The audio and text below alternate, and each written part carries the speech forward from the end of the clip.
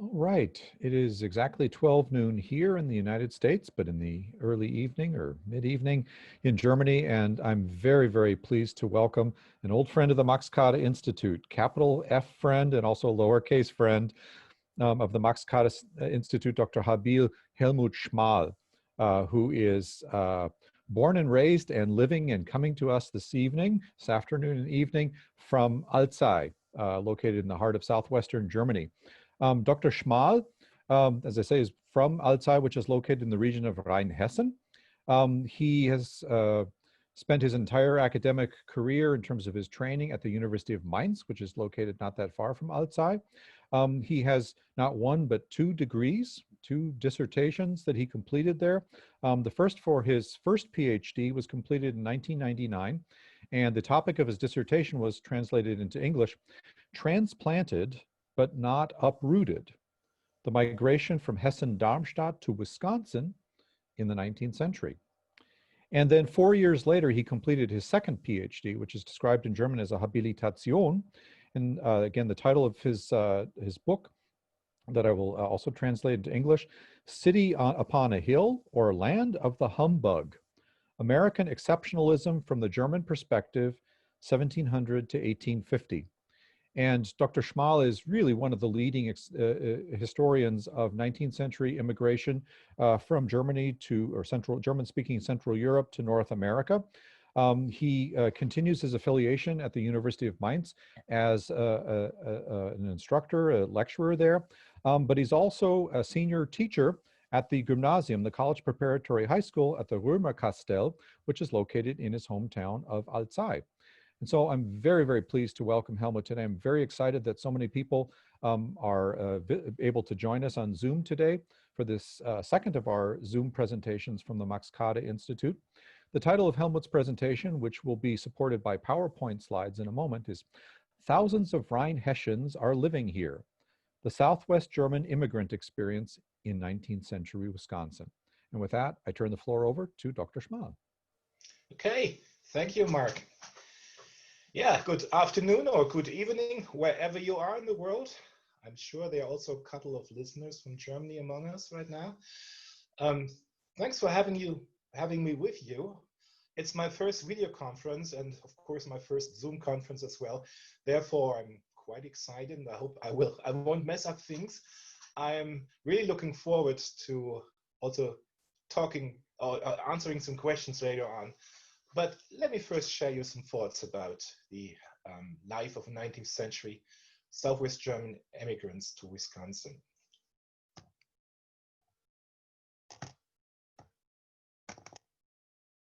In 1817, Johannes Neb, the mayor of Niedersaulheim near Mainz, encountered a long track of emigrant families passing through his village. This scene moved him so much that in the following night he dreamt that he was relocated to an unknown land. Neb wandered around and finally came to a signpost with names of places he knew well: Mannheim, Oppenheim, Mainz, Darmstadt, and Alzey. Neb was flabbergasted. There were no hills with vineyards in the area. The landscape was not dotted with small villages, and there was no sight of the majestic River Rhine, just wide tracts of uncultivated land. Soon afterwards, Neb met a man who introduced himself as the Justice of the Peace of Oppenheim on the Ohio River. In fluent German, he told Neb that many emigrants from Rheinhessen had settled in the area and that they were living there happily. The stranger invited Neb to stay, and Neb, fond of the idea, wanted to shake hands with him. However, he hit the bedpost and woke up. Neb's story, which was published in 1821 under the title Neudeutschland in Amerika, had a basis in fact. Since the late 1600s, people from his area in southwest Germany, more precisely the northern part of the old Palatinate, later known as Rheinhessen, had emigrated to Eastern Europe and North America. Neb possibly knew that there was a place called Oppenheim in the United States. It was not on the Ohio River, however, but in the Mohawk Valley in New York State, and had been settled by emigrants from his area 100 years earlier. Nape's dream also makes clear that people from Rheinhessen knew that there were settlements overseas where people from their immediate area clustered and which were a magnet for later emigrants. At the time of Nape's death in 1843, many villagers from his hometown were on their way to the Great Lakes area of the United States, where they settled in a sparsely populated wilderness called Wisconsin. In my following presentation, I will mainly focus on the province of Rheinhessen, which, as I said, is the area between Worms, Mainz, and Bingen on the left side of the Rhine. I will outline the socio-economic situation there in the first half of the 19th century. Then I will explain why Wisconsin was so popular among emigrants from the eastern part of Rheinhessen, but not in the rest of the province, and how this chain migration started and continued to be stimulated. Afterwards, we are going to cross the Atlantic. I will focus on areas where the majorities of emigrants from Rheinhessen clustered, the so-called Darmstädter settlements in southern Washington County and northern Sheboygan County, and the city of Milwaukee. I will touch on agriculture and urban occupations, especially beer brewing and the wine import business, as well as religious and social life and attitudes towards the Civil War. Finally, I will illustrate how some communities in their home country benefited from the support of public projects and donations made by their former citizens who had become successful in Wisconsin.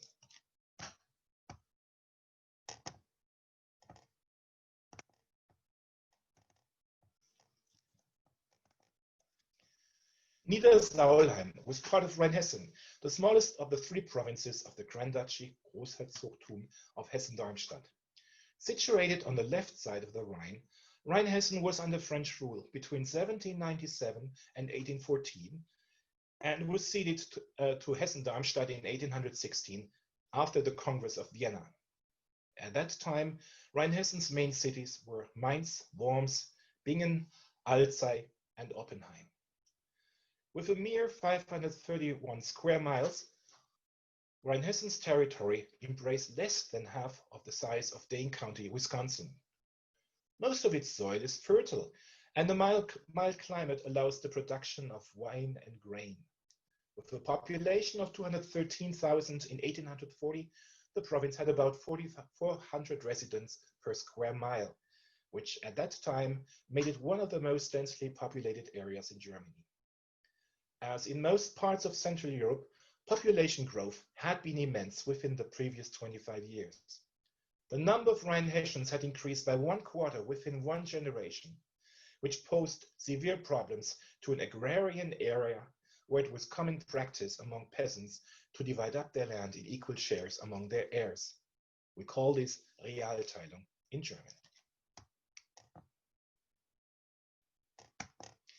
Emigration was regarded by many middle-class families as the only remedy against impoverishment, especially after a series of crop failures in the 1840s. In 1847, the Kölner Zeitung, a Cologne newspaper, reported that among the numerous families who were leaving Rheinhessen, quote, there was not even one which could be considered poor, unquote. A farmer who had auctioned his estate for 12,000 gulden, or $5,000, explained his decision to emigrate with the following words, quote, you can call me a wealthy man, but I have 9 children. After my death, each of them would not even inherit 1,500 gulden, or $600, and they would belong to the paupers in this country, and could not aspire as to earn as much as to live without sorrow. I therefore prefer to go to North America now with the funds I have at my disposition, buy a large homestead for my family at a nominal price, and thus lay the foundation for a worry-free future for my descendants.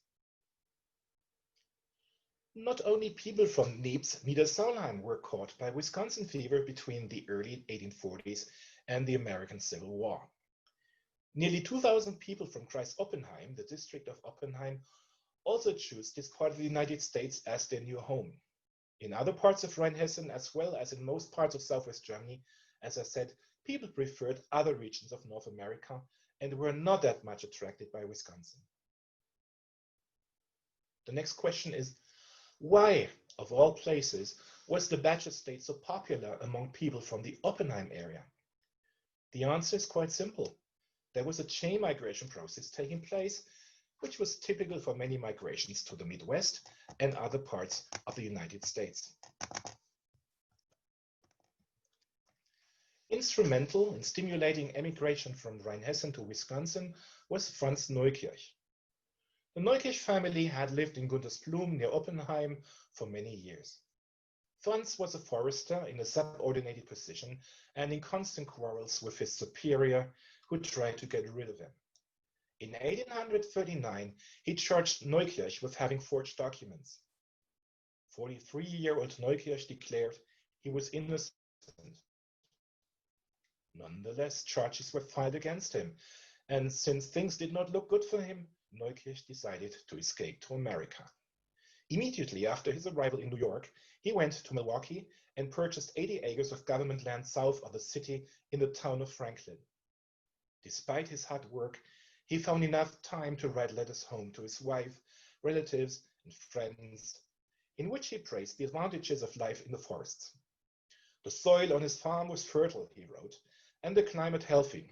Game, fish, and a wide array of berries and fruits offered enough food for the newcomer. It was very easy to raise pigs and cows because they did not have to be fed, but found their food in the forests. Neukirch was very fond of the close contacts he had with his German and Anglo-American neighbors. Schools and churches were built everywhere, as well as streets and canals. In spite of low wheat prices, prospect for agriculture looked very good to Neukirch, and he resumed in his letter to his wife in 1839, quote, "Under these circumstances, every poor day laborer who is not needed in Germany should come here, where most Germans have earned enough money to buy their land after a short period as laborers, and thus have reached an independent and safe existence." Unquote.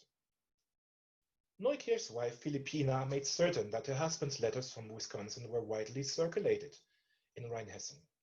Since Franz still enjoyed a good reputation, the mayor of Guntersblum and others supported his wife in her efforts. When Philippina Neukirch and her children joined Franz 1 year later in 1840, 5 more families from Guntersblum were also preparing to go to Wisconsin.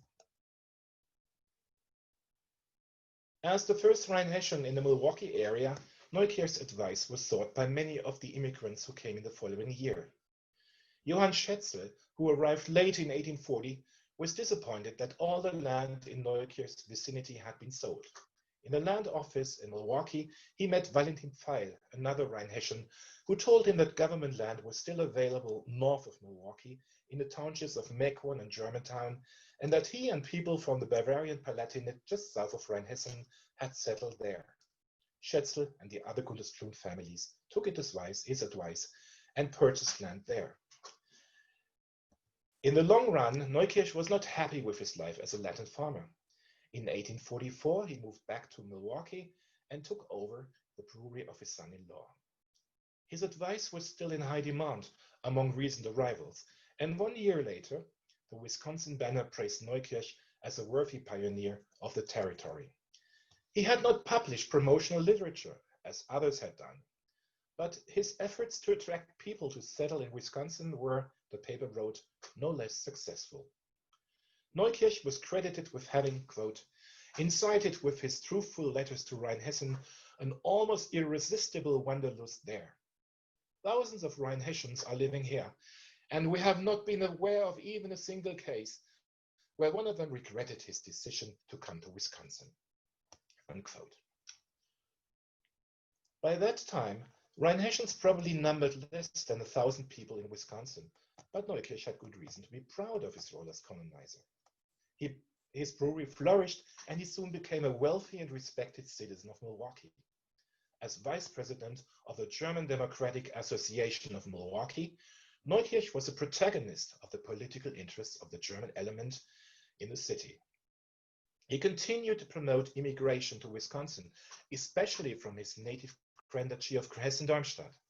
As correspondent of the Darmstadt-based nationally circulated newspaper, Der Deutsche Auswanderer, published between 1847 and 1850, his letters and account reached a wide audience. According to an estimate, about 2,000 Germans came to Wisconsin upon his advice. This map of Rheinhessen shows us where the villages were from which immigrants went to Wisconsin. You see the red circle around Gundersblum in the vicinity, and you see this circle getting bigger, that's the blue circle then, until the 1860s. And it becomes very clear, not the whole province was affected by emigration, but just the eastern part of it.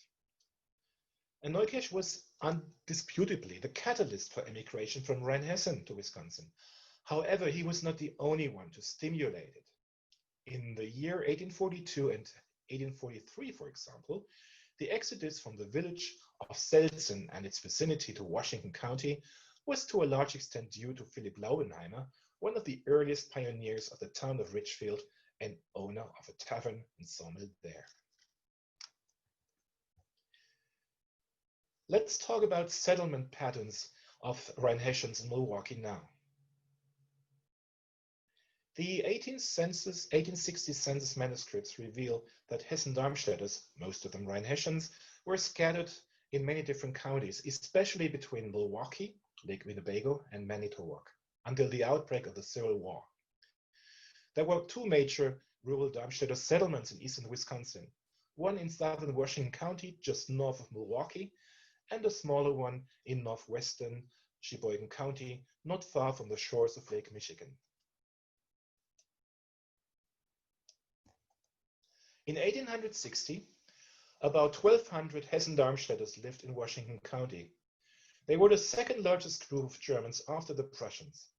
2/3 of them, mostly from Rheinhessen again, clustered in the townships of Germantown, Richfield, Polk, and Jackson. You can see that on this plat map here. The Hessen-Darmstädters are shaded. The shade of the Rheinhessians can be seen, the Hessen-Darmstädters can be seen in the lower left corner. You see they were not scattered throughout the whole townships, but they settled quite a big part of it. Most immigrants in the Darmstädter settlements in Washington County came between 1842 and 1848. And when the sale of government land there came to an end, the flow of Rhinehessian immigrants to Washington County rapidly diminished. Instead, new arrivals now went 40 miles north to the wilderness of the town Rhine in Sheboygan County, the Elkhart Lake area, where they were joined by families who had previously settled in Germantown, but had moved on, sold their land with quite success. The value of the land had really increased a lot since these original settlers had bought it as government land. In the 1850s, Rhine became the news magnet for immigration from Rheinhessen, and it developed into the most solidly Rhinehessian township in Wisconsin, if not in the United States. In 1860, Rhinehessians and their children accounted for 3/4 of the Germans in town Rhine and half of its population. This was unusual in Sheboygan County, where only 1 out of 5 Germans came from southern Germany. With the outbreak of the Civil War, immigration from Wisconsin from Rheinhessen quickly diminished, and as in the rest of Wisconsin, never reached great levels again. Let's talk a little bit about acculturation, for example, relationship to other ethnic groups.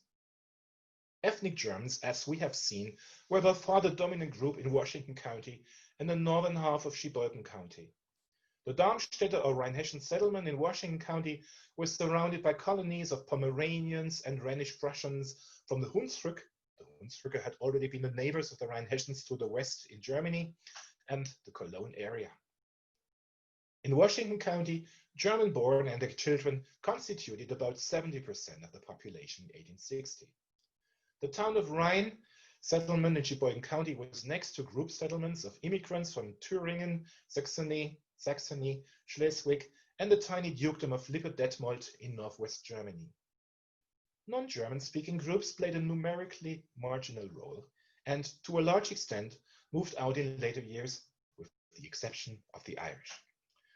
The number of Americans of German descent in Washington County thus rose up to 80% by the turn of the century.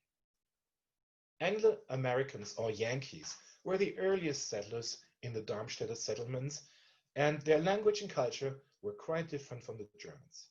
They were mostly wealthier than the immigrants during the settlement period, and like elsewhere, both groups held quite a few stereotypes about each other. During the settlement process, many Rhinehessians were dependent on assistance from Yankee neighbors. Johann Schätzl in Germantown had a cordial relationship with his neighbor from Pennsylvania, who, together with other Anglo-Americans, had helped him raise his log cabin in 1840. He wrote home to Germany that his daughter wanted to marry a Yankee, and that he approved of it, because they were also Christians and, moreover, natives of the land. Schätzl seemed to have been rather an exception to the rule. As more Germans poured into the area, the interaction of the first days decreased. Schätzl's younger brother Valentin painted a scathing picture of the Anglo-Americans he knew.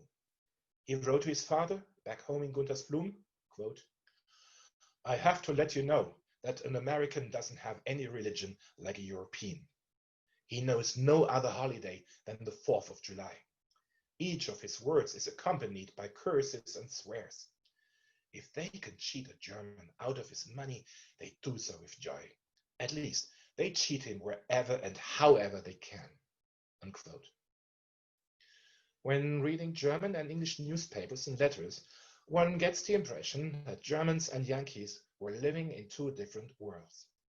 In 1843, E.R. Woodworth, who lived just a few miles away from Schätzl, wrote a long letter to his relatives in Massachusetts.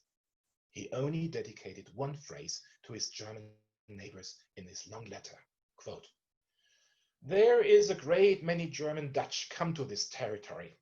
They seem friendly, but not much for society," unquote. Considerable tensions between the German majority and the Yankee minority, some due to political issues, seem to have arisen in Washington County during the mid-1850s. They culminated in an 1855 lynching case where a mob of Rhinehessians and other Germans killed George DeBar, a New York-born farmhand who had murdered one of their compatriots. Especially in the Darmstädter settlements, there was a strong tendency to enter matrimonial bonds with partners from the same home area. Well, this holds true for most immigrants, I guess. 3 out of 4 Rhinehessian-born residents in the town of Rhine who married in the US before 1860 had Rhinehessian husbands or wives. A few males even traveled back to Rheinhessen, married there, and returned with their brides. 10 years later, after the end of the settlement period, the situation was different. Marriages with people from other parts of Germany had become more common, and the proportion of purely Rhinehessian couples declined to 1/3 of all cases. Remember, we must keep in mind these people came not exactly as Germans, but they came as Rhinehessians, Hunsrückers, Eifelers, Pomeranians, or Brandenburgers. There was not really a national conscience to be German at the time of arrival, and there were also constant, how should I put it, constant quarrels with with emigrants from other parts from Germany. For example, the Rhinehessians and the Hunsrücker, they had been neighbors at home. The Hunsrück is just west of Rheinhessen, but in Wisconsin, in Washington County, in Germantown, even though they lived next to each other, they built 2 separate churches. During the settlement period, when this was very difficult to do, but still everyone wanted his own congregation and keep apart, even from the old neighbor province in Germany. Agriculture, a little bit about agriculture. The vast majority of immigrants pursued farming, even if they had been artisans in Germany. There were a lot of differences between farming in Germany and Wisconsin. The most striking was the size of the farm. Many of the settlers immigrated from the village of Selsen, where the average size of a farm in 1817 was a little less than 9 acres. In 1860, every farmer in Washington County from Rheinhessen owned 70 acres, 41 of which were improved. This represented about 8 times as much land than in the Old World. In addition, there were almost no forests in Rheinhessen, and Fire and building wood had to be imported from other areas and thus was very expensive. Rhinehessian immigrants therefore marveled at the prospects offered by the forests on their Wisconsin farms. The Germans of Washington County generally enjoyed a good reputation for diversified farming. In 1853, John Gregory, a late land agent from Milwaukee, wrote in a handbook for Irish immigrants, quote, "I have seen the truth of this proved in many parts of this state, but in no place so fully as in the outskirts of Milwaukee, where an industrious and skillful German makes more of an acre than the country farmer does of 5 acres." Unquote. Far from being pietistic, I have to say, if this was true, there couldn't have been better immigrants than Rhinehessians. Land in their home area was sparse and intensively cultivated for grain production, the main products being wheat, rye, barley, and oats. In many villages, especially on the Rhine River, most families also owned vineyards. Cattle and other animals were mostly kept for domestic purposes. Especially in the first years after their arrival in Washington County, Rhinehessians, like other Germans, adopted only as much American farming methods as possible, as necessary. During the self-sufficiency period, they attempted to continue to farm the German way as much as possible. The agricultural census manuscripts reveal that for many years there were considerable differences in production between Germans and Anglo-Americans. I will only mention a couple differences. Wheat was of course king among all ethnic groups. Rye, a much less important cash crop, was still the favorite of Germans, who produced an average of 42 bushels, 10 times as much as Yankees and Irishmen. This was due to the fact that rye traditionally was used in Germany to bake bread, and the immigrants wished to carry on this tradition. Germans in 1849 also produced twice as much barley as Anglo-Americans. The amount of 8 bushels per farm was still small and would expand within the next decades as the demand of the breweries grew. 10 years later, in 1859, there were still considerable differences between Germans and Yankees in Washington County, but they were gradually leveling. Grain farming continued to be the principal occupation of the farmers in Washington County and Sheboygan County for 2 decades after 1860, but there were changes on the way.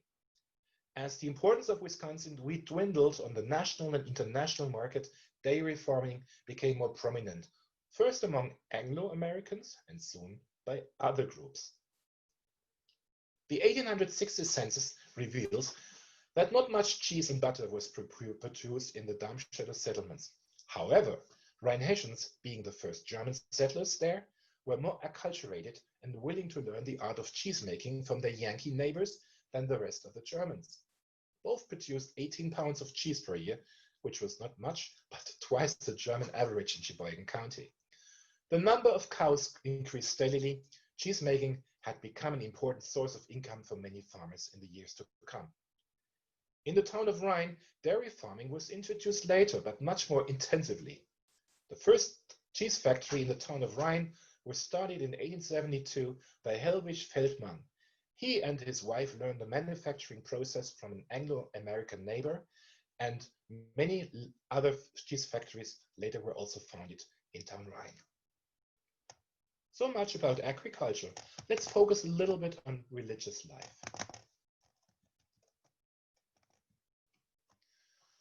Farmers were busy people and did not have much time for relaxation. Churches were the major centers of religious and social life. There were only a few secular clubs or associations, Vereine, in the rural Darmstädter settlements until the end of the 19th century. Most Rhinehessians were members of the Evangelical Church, a merger of the Reformed and Lutheran denominations. They mostly founded United Protestant congregations, Vereinigte Evangelische Kirchengemeinden, in Wisconsin. The earliest of them was St. John's Evangelical Church in Germantown, founded in 1843. In Germantown, as in many other places, each sizable German group had its own congregation. Christ Church in Germantown was known as the Hunsrücker Kirche, and in the vicinity of town Rhine in Sheboygan County, people spoke of the Darmstädter Kirche, Lipperkirche, or Schwarzwälder Kirche when they referred to St. Peter, Emmanuel, or St. John, respectively. Now, in the current pictures, you see two churches, one in Washington County, one of the Rhinehessian churches in town Jackson. And if you compare it to the church in Frettenheim in Reinhessen, you see the buildings are quite similar. And one of the most striking resemblances is the rooster on the roof.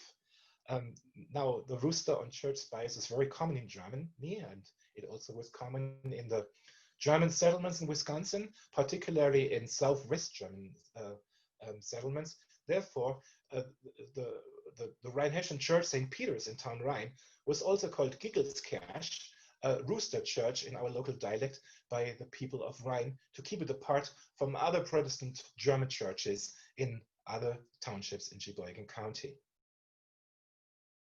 Some Rhinehessians embraced denominations that were unknown in Germany. This was in part due to the fact that Lutheran or Reformed ministers were scarce in the rural eastern Wisconsin until the 1860s. Another factor was that German-speaking itinerant preachers of other groups were quite active. In Richfield, their work among Rhinehessian families was quite successful. By the early 1860s, 3 congregations were founded in the Rhinehessian section of town: the United Protestants, or Evangelical Church, the Evangelical Association, a Pennsylvania German offspring of Methodism, and the First Presbyterian Church of Richfield. Other Rhinehessian immigrants brought a philosophical heritage that was not approved of by most Americans at the time. Since the mid-1700s, and especially since the time of the French Revolution, many people in Germany had outspoken liberal views. They questioned traditional Christian doctrines and founded the so-called Deutsch-Katholische Kirche, German Catholic Church, in 1844. Rheinhessen was a major center of German Catholic activities, and congregations were soon founded both in cities and in the countryside. They increasingly became the forum for people who called for more political freedom and therefore were closely observed by the government and suppressed after the Revolution of 1848 had failed.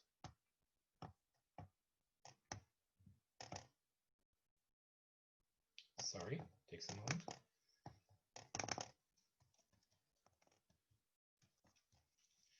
Some German Catholic preachers emigrated to Wisconsin.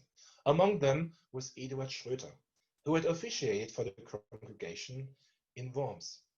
He was well known in Rheinhessen because he held public addresses in many rural locations.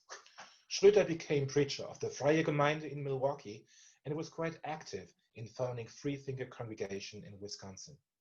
He also visited the Darmstädter settlements, and his views found much support among many settlers, to whom he was no stranger. By the end of 1852, 30 congregations had been organized in Wisconsin. Among them were the Freimännerverein von Germantown, the Freie Gemeinde der Towns Polk and Richfield, and the Freie Gemeinde von Town Rhein. Most of these congregations, however, were short-lived and ceased to exist by the mid-1850s because of organizational problems and lack of support by members. However, many settlers did not join any churches after the decline of the Freie Gemeinden. Some of them openly imposed the foundation of church congregation at their locations. A pastor who arrived in the town of Rhein in 1859 was greeted by a local with the words, quote, "We don't need any Pfaffen, clergymen. We are in a free country," unquote. Eduard Schröder, by the way, later was a speaker of the Freie Gemeinde of Sauk City, which still exists today. He died in 1888. Attitude towards the Civil War. As in the rest of rural Wisconsin, life in the Darmstädter settlement was unspectacular. In 1881, an observer wrote about the town of Polk, quote, "The changes for the past 30 years have been uneventful and mark only the improvement and advancement which have come to the honest and thrifty people who have subdued the forest and made it the happy abode of peace and plenty." Unquote. There was only one event in those 30 years, however, which influenced the lives of many people. It was the Civil War. Many German immigrants were not fond of sending their sons to war. After all, many young men had left their country to avoid military service. In addition, most Germans in Wisconsin sympathized with the Democratic Party and considered the war Lincoln's War. In Washington County, the townships contributed a lot of money for the support of the Northern troops, but the number of volunteers among German immigrants remained quite low until the end of the war. Riots even occurred when pressure was exerted upon immigrants by draft commissioners.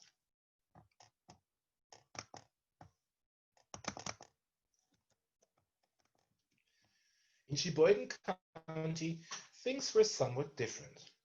The Germans there, influenced by leaders such as the advocate Konrad Kretz from the Palatinate, a little south of Rheinhessen, were generally not as opposed to the war as Rhinehessians in Washington County. Soon after the outbreak of hostilities, German papers carried appeals to volunteer with the argument that Germans, as adopted citizens, should at least show as much patriotism as the Anglo-Americans in the county, and especially to stir up the Rhinehessians, the Sheboygan Nationaldemokrat published a version of Yankee Doodle in the Pennsylvania German dialect, which was quite similar to the vernacular spoken in Reinhessen. The version of the Yankee Doodle in the Sheboygan Nationaldemokrat on 7th September 1861 reads as follows, or sings as follows. Dodett und ich mehr waren im Camp mitsamt dem Captain Goodwin und ohen mehr die Buwe gesehen, so dick wie Hasty Pudding. Und do war Captain Washington auf'm schöne Galkal rausend, da hatte Leut die Orders gäbe, es waren viele tausend. Yankee Doodle, halt's now auf, Yankee Doodle, dann die Mainz die Musik und den Step und fast die Met recht handy. Und Onkel Sam, der war ach doof mit Zwiebel und mit Kuche und Hotze verschwappt vor Zuckersach, hat mitgenommen. Es war Yankee Doodle, halt now drauf, Yankee Doodle, dann die Mainz die Musik und den Step und fast die Met recht handy. Yeah, I'm a little bit hoarse today. But I hope you got the impression what Pennsylvania German, which is sung by Reinhessen, sounds like. In contrast to most German immigrants, Rhinehessian immigrants could understand Pennsylvania German because it's really comes close to our dialect. Mark Loudon can tell us much more about it maybe after this presentation. Well, the Civil War had pushed acculturation of Rhinehessian immigrants a good deal forward. Immigrants who served in the war were more than ever aware that they were now part of a nation which it was worth fighting for. In 1868, the residents of the town of Rhine were praised highly when they erected a war monument. A local newspaper wrote, "The town of Rhine has taken the lead in this county in commemorating in marble the patriotism and bravery of the soldiers of that town who gave up their lives in the service of their adopted country during the late War of the Rebellion."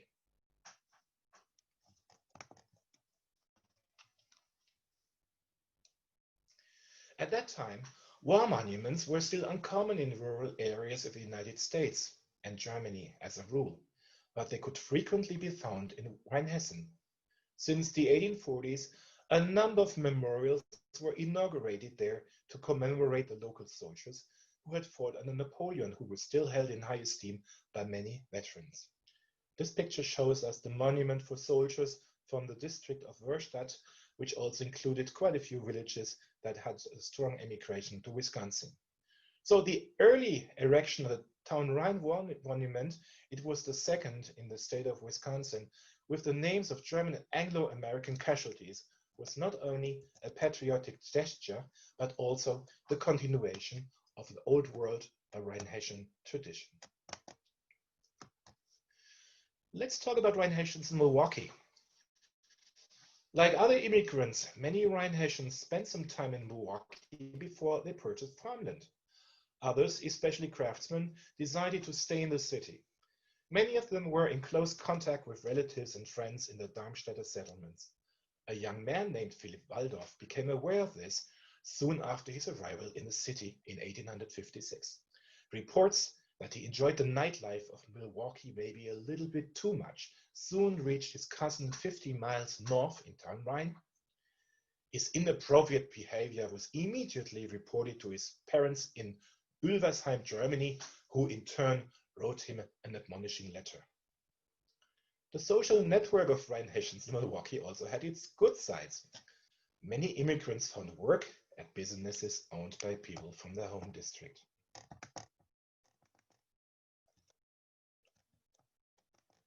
This is especially true for the pioneer brewing business, in which Rhinehessians played a crucial role. Most of the early German breweries in the city were run, at least for a time, by brewers from towns within a 20-mile radius in Rheinhessen. In 1844, Philipp Best from Mettenheim founded a brewery on Prairieville Road, which under his son-in-law Frederick Pabst became the Pabst Brewery, one of the nation's giants in the business. In 1869, Best took over the Southside Brewery, which for 25 years had been operated by Franz Neuike and his son-in-law C.T. Milms. In 1850, his brother Charles Best opened the Plank Road Brewery, which was later sold to Fred Miller, an immigrant from Württemberg, for whom America's second largest brewery today is named. Another early brewer was Johann Braun, or John Braun from Patenheim. He was a business partner of Neukirch until 1846, when he founded the City Brewery. 5 years later, at age 29, Braun was killed in a traffic accident, and his widow married his former employee, Valentin Platz from Bavaria, united Braun's brewery with his own new business. Another success story in the Milwaukee brewing business also began with a young widow. After brewer August Krug from Bavaria had died in 1858, his widow married Joseph Schlitz, his clerk who had come from Mainz 3 years before. When the man whose beer made Milwaukee famous died in a ship accident on the Atlantic in 1875, he was one of the city's richest men. His company manufactured almost 70,000 barrels a year. Why did people from a wine-growing area play such a crucial role in the beer brewing business, not only in Milwaukee, but also in other big cities? Perhaps the answer is some immigrants from Rheinhessen, such as Joseph Schlitz, had been trained as coopers and were familiar with both the production of beer and wine.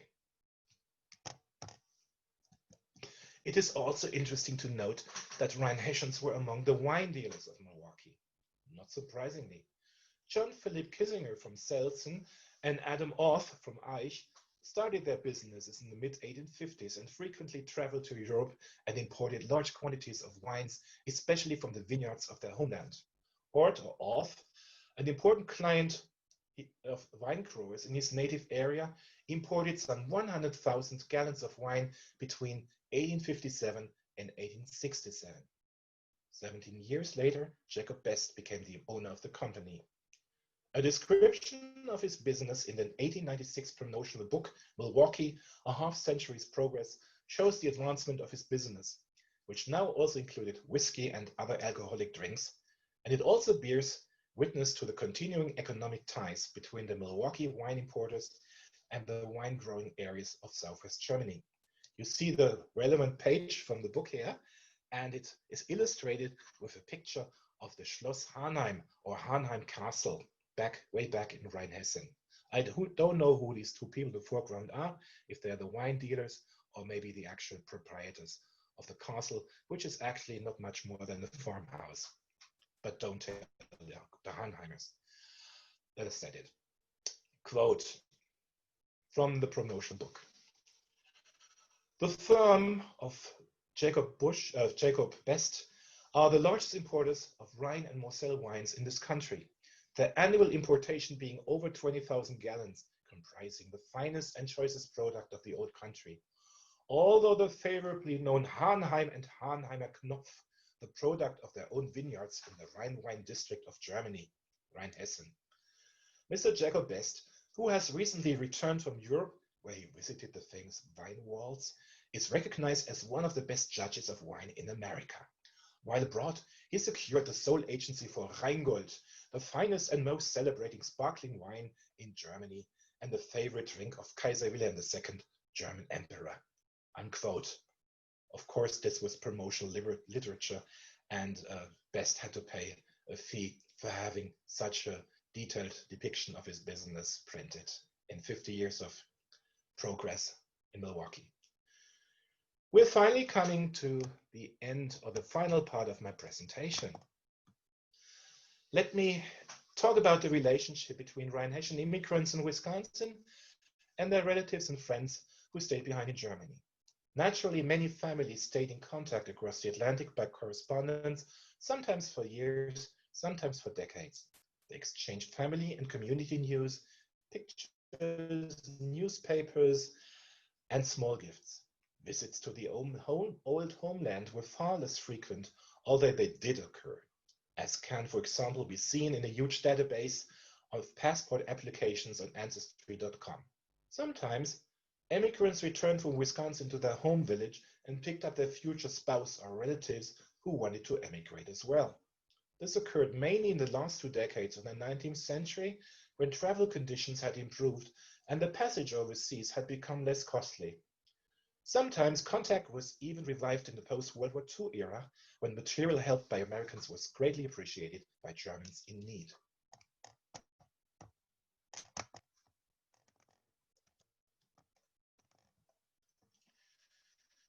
Wilhelm Maurer from Sheboygan County is a good example of a Rhinehessian emigrant who was eager to stay updated on current affairs in his native village of Bibelnheim near Alzey. He also made sure that he and his family would not be forgotten there, even more than 40 years after they had left for Wisconsin. When the Bibelnheim Turnverein celebrated its 50th anniversary in 1911, Wilhelm helped financing the print of a brochure by placing the following announcement. Greetings from America, dedicated to the community of Bibelnheim, Hessen-Darmstadt, Germany, and its Turnverein Gymnastics Club on the occasion of its Golden Jubilee by Wilhelm Maurer, born in Bibelnheim on March 6, 1837, emigrated to America in July 1867 with my parents Karl, master carpenter, and Anna Maria Maurer, as well as my brothers Friedrich. We arrived in New York in 1867. After a 2-week stay with my uncle Wilhelm Maurer in Buffalo, we went to our relatives in Wisconsin, where my father continued to run a carpentry business until we opened a general store in Ada in 1880, which I took over from my father after 3 years and which I have continued to operate on my own until now. Both of my parents died a few years ago, also my brother Friedrich, who was a pastor in the state of Nebraska. For almost 46 years now, I have kept an uninterrupted correspondence with my dear friend Wilhelm Hassinger Sr., master blacksmith in Bibelnheim, in order to keep up to date with current events in my place of birth, which we also intend to continue in the future. He continued, so let me bring out this little toast to you Bibelnheimers. You, Bibelnheim, have progressed far. Your gymnastic club no less. Therefore, may happiness and unity remain to you and your children. Well, the German original actually rhymes, but I don't think I have to read that right now. Well, that was the first case. Right on to the next one. Think Big may have been a suitable title for the next example of showing one's appreciation for the ancestral homestead. In May 1958, the Pabst Brewery celebrated its 1 millionth barrel of beer, brewed in Milwaukee in the small Rhinehessian village of Mettenheim, where Jacob Best, who founded the brewing business, or was it Philip, was born. This marketing event, which was attended by more than 10,000 people, received broad coverage by international media both in the US and in Germany. The St. Louis Globe-Democrat wrote, quote, Sunday, the villagers of Mettenheim, ironically part of the Rhine Valley, famous for its wine grape growing, not beer brewing, turned out to the last citizen. Thousands more from the surrounding area absolutely packed the narrow streets of the village, shoulder to shoulder to witness the formalities, drink the American beer out of cans, and eat the food. And so they should have. for this was only the second festival in this tiny community in its entire 100 years of years in its history. Even a heavy thunder shower did not deter the thousands in the street. Dr. Joseph Bauch, a very suitable name for a beer brewer, Bauch means belly or beer belly, chief brewing technologist of Pabst, drew the first stein of beer from the golden barrel and proposed a toast. The festivities were sparked by Mettenheim's Burgermeister or Mayor Reichert, who had invited Pabst to send its historic 1 millionth barrel to the village. The festival began with a parade led by a huge flower-decked float bearing a gigantic replica of the golden barrel. The float was followed by horsemen dressed as medieval heralds, two bands and dignitaries from both the German and American governments. Burgermeister Reichert joined Dr. Bauch in the first stein of beer after the band played the national anthems of the United States and Western Germany. Then the villagers of Mettenheim put on a program that included a lot of numbers. The program reached a climax when Dr. Bauch and the Burgermeister unveiled a bronze plaque at the house where Jacob Best lived before going to Milwaukee. More than 6,000 cans of beer, plus the 31-gallon barrel, were drained during the festival, unquote. Now, elders told me that the 1958 festival is still well remembered among them even today. It is said, however, that the mayor and the villagers were somewhat disappointed that, aside from the festival, the Pabst Brewery has not shown any further generosity towards the township of its hometown of its founder ever since. The Pabst Brewery's display of generosity, making Rhinehessian village people happy with American beer and sausage on a Sunday afternoon 62 years ago, was temporary. John Philip Kissinger, a wealthy Milwaukee wine dealer, chose a less spectacular way of showing his gratitude to his home community, but a more lasting one. In 1891, together with Helena Frödert, the widow of a Milwaukee grain dealer, he donated the funds for a glass-stained window in the Church of Selzen, where both of them had been baptized. This beautiful piece of art, which depicts Christ, can still be admired today in the newly renovated sanctuary. And you can see the name of the two benefactors on the bottom of the glass-stained window. And finally, I will mention another benefactor from Wisconsin who, until today, is well remembered in his Rhinehessian hometown because of his open-handedness. I'm talking about Sebastian Walter, who emigrated from Oberflörsheim near Alzey to Milwaukee as a poor 17-year-old adolescent in 1866, and who worked his way up in the tinware and enameling industry until he became the co-owner of Kiekhaver Brothers Company, one of America's largest enterprises in that branch. Sebastian retired in 1900 at the age of 52. He and his American-born wife didn't have children, so the wealthy couple proved to be very generous towards Sebastian's native place. On June 30th, 1901, Sebastian unveiled this memorial honoring the local veterans of the Franco-Prussian War. 9 years later, he created a social foundation, the Sebastian Walter Endowment, bequeathing to Oberflörsheim a capital investment of 10,000 marks, the interest of which was distributed annually by the local government. The endowment supported health services for the village, purchased school books for needy children, maintained the war memorial and the grave sites of Walter's parents, and dedicated 30 marks to annually provide pretzels to children on Sebastian Walter's birthday. Walter's Oberflörsheim endowment was wiped out after the First World War due to inflation, but the successful emigrant and honorary citizen is still commemorated in Oberflörsheim today. The square in front of the town hall was named after him before the First World War. And today, the memorial donated by him no longer stands as much for a long past glorious campaign, the Franco-Prussian War, and its fatal long-term consequences, but rather in memory of the fact that, once upon a time, hundreds of penniless villagers set forth to the New World, and at least one of them brought back considerably wealth. Conclusion.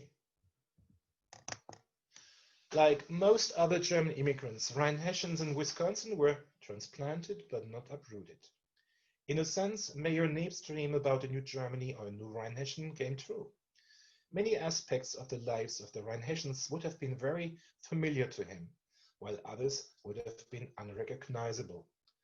Rhinehessians gradually adapted to their new country, but at the same time tried to keep as much of their traditional way of living as possible. Most adaptations were out of necessity, as was seen in the switch from wine production to beer production because of the climate. In agriculture, Wisconsin Rhinehessians enlarged their wheat production, but still maintained enough rye production to eat their traditional foods. The antagonism between mainstream Protestantism and German Catholicism in Rheinhessen, not to be confused with Roman Catholicism, became even more apparent in the free intellectual climate of Wisconsin. Eduard Schröter, the prominent speaker of Freie Gemeinden, once commented that, at least for a time, his humanist ministry on the banks of Lake Michigan was as successful as during his time in Worms on the Rhine in Rheinhessen. In an area dominated by the German immigrants, the last cultural element to be abolished, to be left behind, was the language. The mother tongue. German remained the everyday language of many families in the Darmstädter Rhinehessian settlements of Washington and Sheboygan counties until the second half of the 20th century. The language was taught despite 2 world wars. The language was taught by parents and Sunday school teachers, but hardly in public schools. In the settlements I studied, the language handed down was the ancestral dialect, which was often far from standard German. Roland Schomberg, a schoolteacher in Town Rhine, had 2 problems when he started to teach first graders in a public school in the early 1930s. First of all, none of the children had sufficient knowledge of English, the teaching language. Schomberg had to teach them the basics of English and German first. When doing so, he encountered a second obstacle. The children understood his High German, but they replied in the Rhinehessian dialect, which he, who grew up speaking Plattdeutsch just a few miles further east, hardly understood. And if Mayor Neb had met some of the elders in the early 21st century, he could maybe still speak to them in Rhinehessian, just as I do today. Thanks very much for listening, and I'll be glad to answer your questions in a couple of minutes.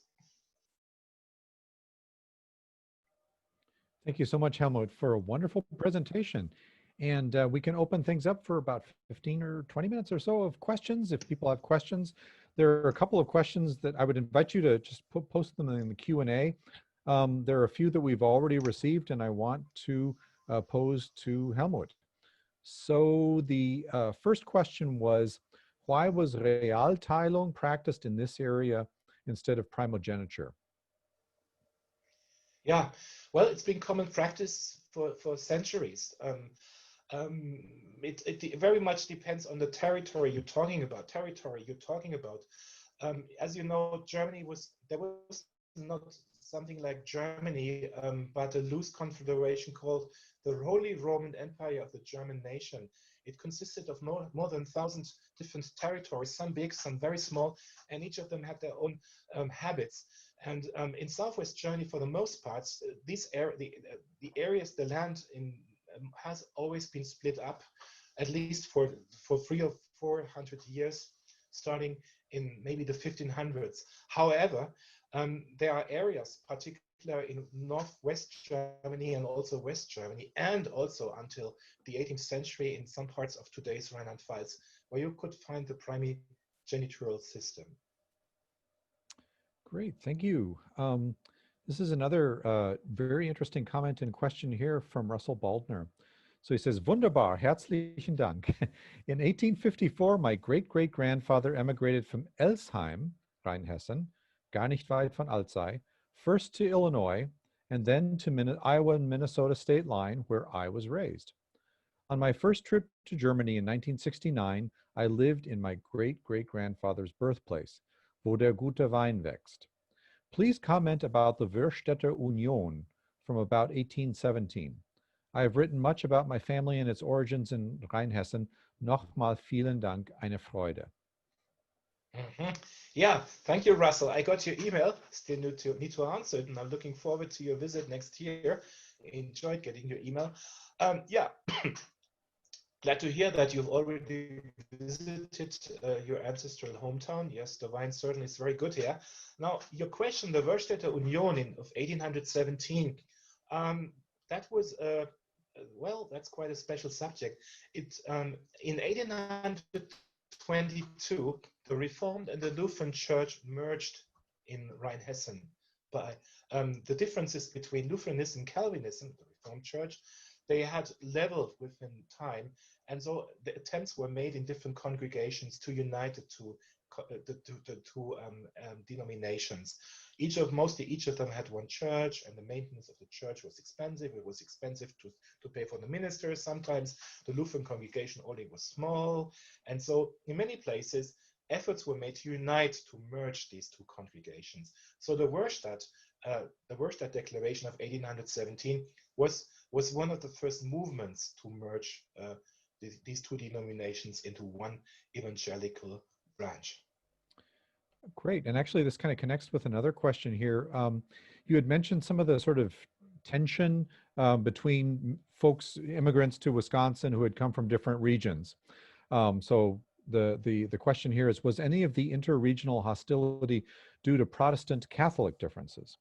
Yes, that's something I failed to mention, of course. There was a big barrier between the Germans, not because only of language and customs, but very much so about religion.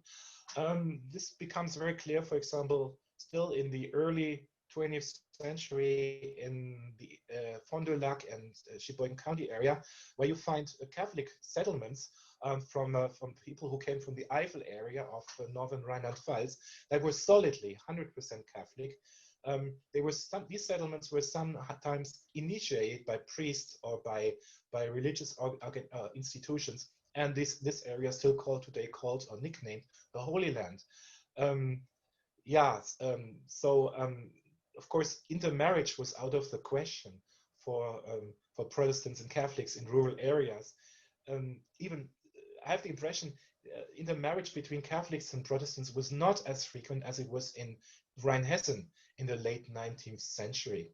So in a nutshell, I dare to say that the gap or the division between Protestant immigrants and Catholic immigrants from Germany was even wider than between Protestants and Catholics in Germany. Very interesting.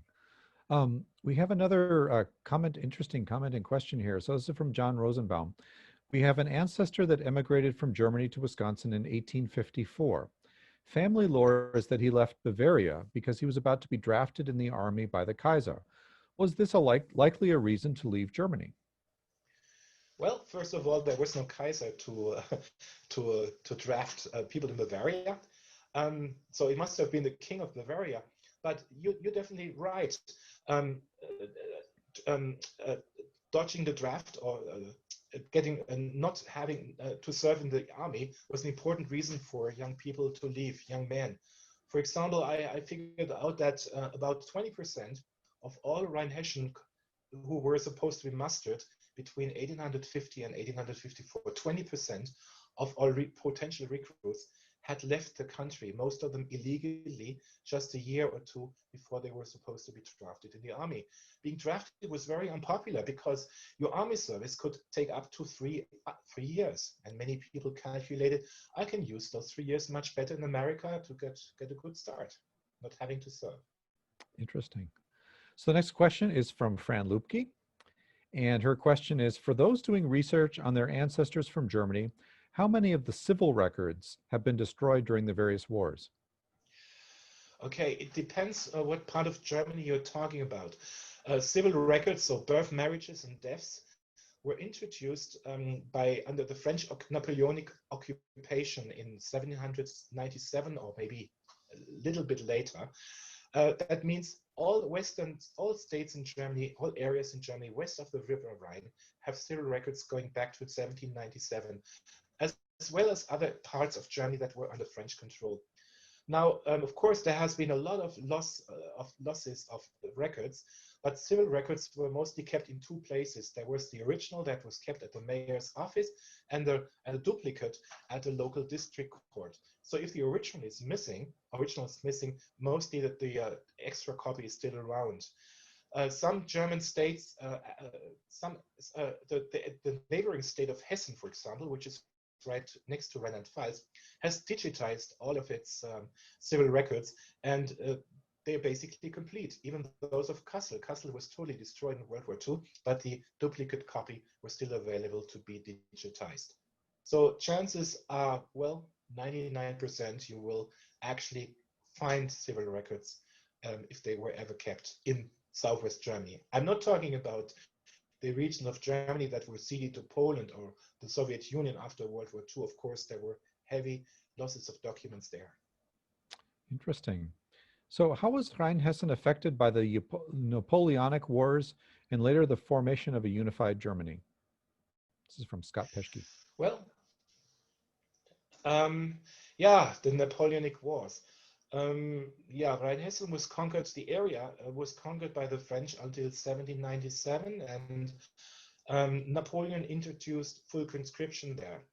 That meant many young men had to join the Napoleonic army and fight for him in Spain or even in Russia.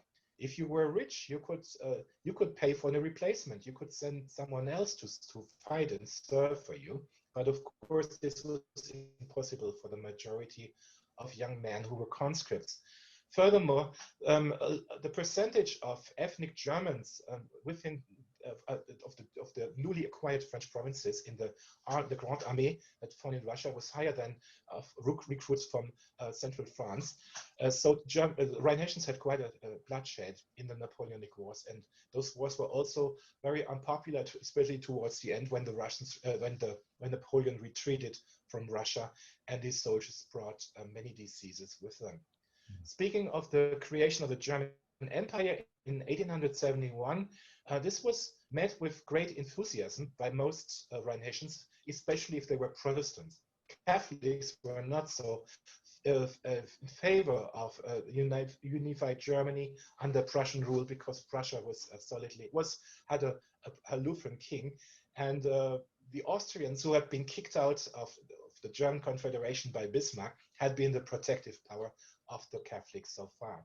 But it's interesting to notice that also the German Americans in Wisconsin, or many of them, they really celebrated the unification of Germany, because they were now aware that they were experiencing becoming a nation from the distance, and this also gave them some more self-confidence when making the German American cause clear to other ethnic groups.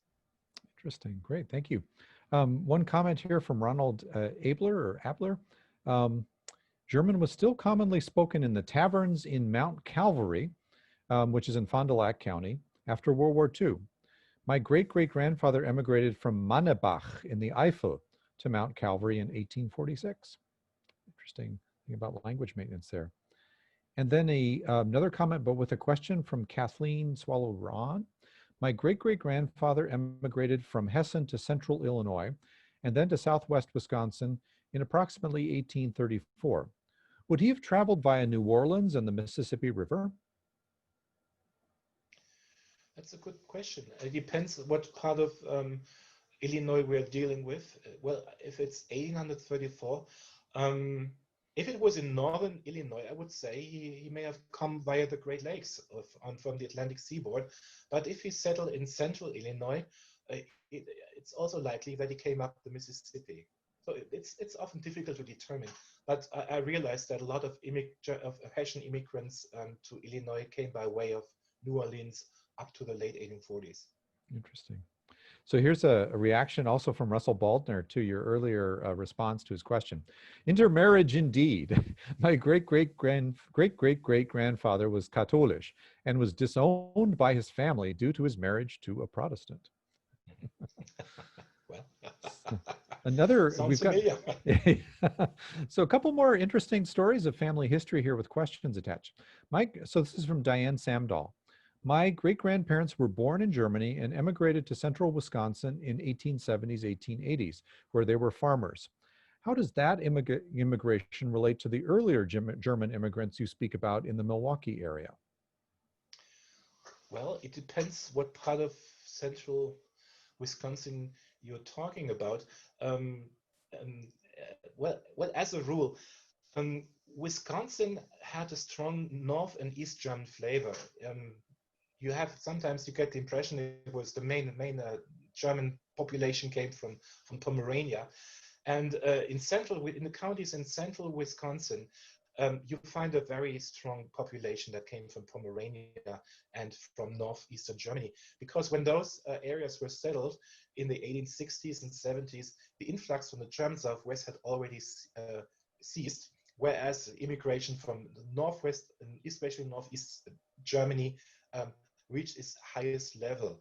So these central Wisconsin settlements of, I assume, North or East German immigrants didn't have very much in common with the Darmstädter settlements around Milwaukee, because when these people arrived, the railroad had already been built. There was already a lot of infrastructure in Wisconsin, whereas the Rhinehessians really belonged to the pioneer immigrants who only came a little later than the original Euro or American immigrants, shortly after the Native Americans had been expelled. Mhm. Interesting. So this next question comes from Lori Eggert. I have a relative who was born in 1841 in Germersheim, Rheinland-Palatinate, and served in the Bavarian army. Yet when he became an American citizen in 1896, he claimed that he was born in Baden and renounced the Grand Duke of Baden. Any reason that his hometown would be considered Baden? Germersheim. Well, he could have served.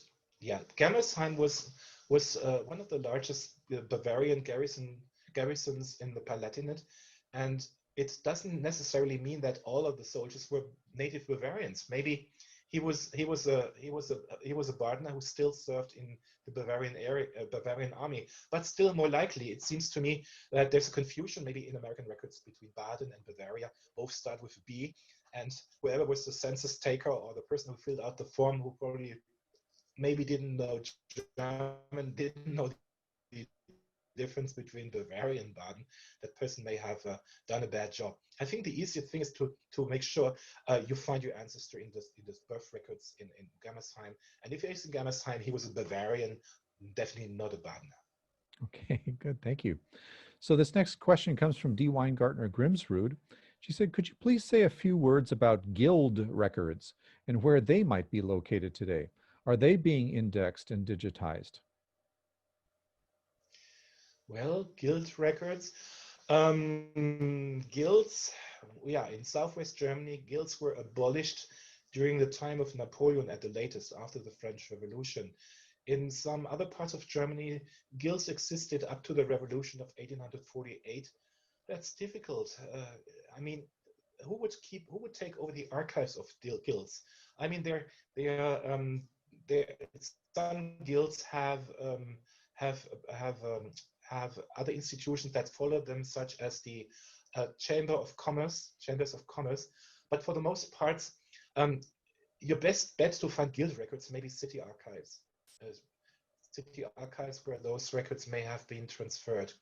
But generally speaking, there's no central system of archiving guild records in Germany. So it's your best bet maybe either to write to the city archive where your ancestor lived, or maybe to the appropriate or pertaining state archive. Great, thank you. And so we have a comment from somebody that met you some years ago. Her name is Caroline Bratz-Twohig. And she says this, just saying hi, as I believe I met you at Fred and Shirley Hornack's house when you came to the town of Rhine to do some research a long time ago. And she says, thank you for a great talk. Very interesting. Hey, thank you, Caroline. Glad to hear people from town Rhine are along. I know Fred is gone, but Shirley's still around. So please say hello to everyone. You know, I know, and I hope I'll come back to town Rhine one day. Nice, thank you. This next question comes from Mike Goodman. Despite the opposition to serving in the Civil War, which you spoke of, nonetheless, many of the conscripts in the Civil War spoke German as their first, and in some cases only language. Is that true? Yeah, that's difficult for me to say. I'm not an expert on the Civil War. I've not been dealing with the Civil War in general. That's a question you should ask for Kampfhefner, who gave their last presentation. But my guess is that many immigrants didn't speak enough English by the time that the Civil War started, especially if they came from solidly German areas such as Washington County. Even in World War I, Walt Kampfhefner, in his last presentation from Max Kade, he stated that there were American soldiers who wrote letters who fought against Germany and wrote letters in German to their families in Missouri, and of course got in deep trouble. Yeah. But this shows us that they may have quite a few Germans who had German Americans who may have had problems during the Civil War with the language. Another fact that also maybe a hint is a lot of German language books were published about the Civil War and also at the time of the Civil War for young people. Mm-hmm. Great. And then we have a very nice comment from Dieter Arnold. He says, I have no question. I just want to say thanks. Thank you very much for letting me participate. Special thanks to Helmut Schmahl. Good lecture. Kind regards from Reinhessen. Dieter Arnold. Yeah, Grüße nach Lösheim-Dalsheim. Yeah, so Dieter just lives 5 miles south. I love it. Here, I love it. This is one of those nice things, those little silver linings of the pandemic. And he just says, danke. Thank you. So. And then a comment from Beth Schlemper. You may recognize her name as an important researcher, got her PhD in geography here at Madison. I enjoyed your presentation very much. Thank you. The early Catholic settlers from the Eifel to the Holy Land who lived near Dotyville even separated the cemetery to ensure the German Catholics were not buried on the same side as the Irish Catholics who shared the St. Michael's Church. I can't recall when this pattern changed. St. Michael's Church no longer exists, however, since it was raised not too long ago.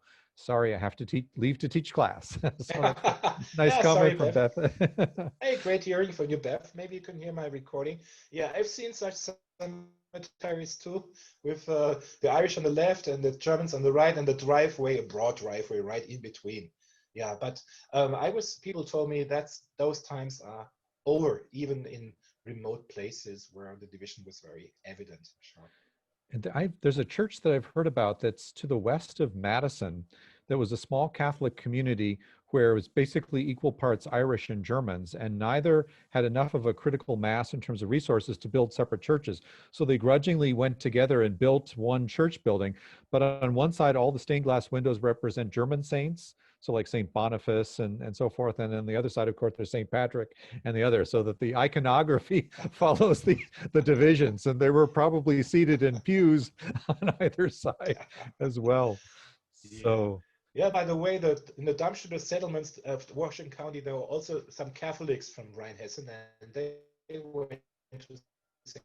Boniface Church, but it was mostly run by Eifelers, people from 100 kilometers north of Rheinhessen, which was quite a distance. The dialect there, the Eifel, was different from Rheinhessen, but, well, they still had to get along at St. Boniface despite the language barrier. Interesting. Remember, most immigrants didn't speak High German.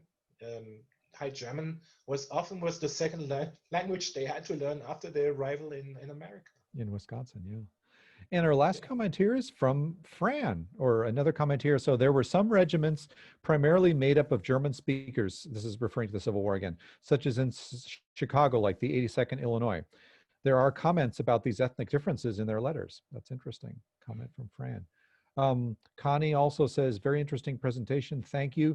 We got Russell again chiming in. Many thanks also for transplanted but not uprooted, which I cited in my big book. So he cites your transplanted but not uprooted book. And then a very, very nice comment from Carol Jushka. Thank you very much for the informative presentation. And with that, I think we can sort of wrap things up. Helmut, it's so nice to see you again, and it would be nice if we were sort of located in the same space. That will happen at some point. I have to give you a special pat on the back for singing. I think this is one of the very few, and singing, not just anything, but singing in Pennsylvania Dutch, I mean, you were already very, very high up in my sort of ranking of very cool people and people that I respect and admire very much. I said, but that just did it for me. And so I'm really, really grateful for that. That is a Well, total highlight. So. well, thank you. I love singing, but I started my voice was a little bit too low. So No, but it was a time, beautiful tone. So. I practiced beforehand. It was quite spontaneous. No, it was wonderful. Thank you so much, Helmut, and we look forward to seeing you again at some point in the hopefully near future. And to all the folks that have attended today, thank you so much. And we look forward to welcoming you at future virtual Max Kade Institute events. Thank you so much.